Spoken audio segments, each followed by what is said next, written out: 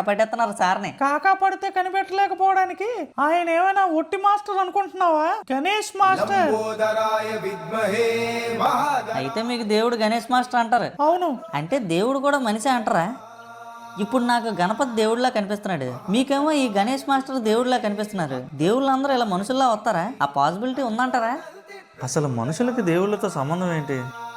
అసలు వాళ్ళ అవసరం ఏముంది? అవసరం ఏముందా? అవసరం లేకుండానే ఈ జనమంతా ఈ పూజలు పునస్కారాలు గుళ్ళు గోపురాలను తిరిగేస్తారా? దేవుళ్ళతో ఈ మనుషులకి చాలా అవసరం. ఎందుకంటే వాళ్ళ దగ్గర లేనిది దేవుడి దగ్గర ఉంది. ఏంటది? శక్తులు.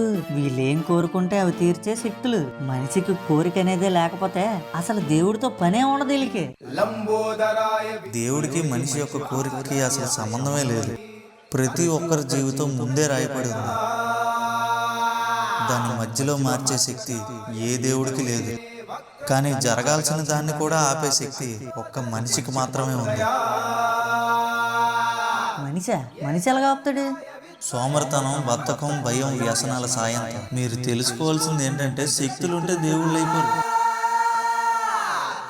రాక్షసులు కూడా శక్తులు ఉంటాయి. శక్తితో ప్రాణం తీస్తే రాక్షసుడు అవుతాడు, ప్రాణం పోస్తే దేవుడు అవుతాడు.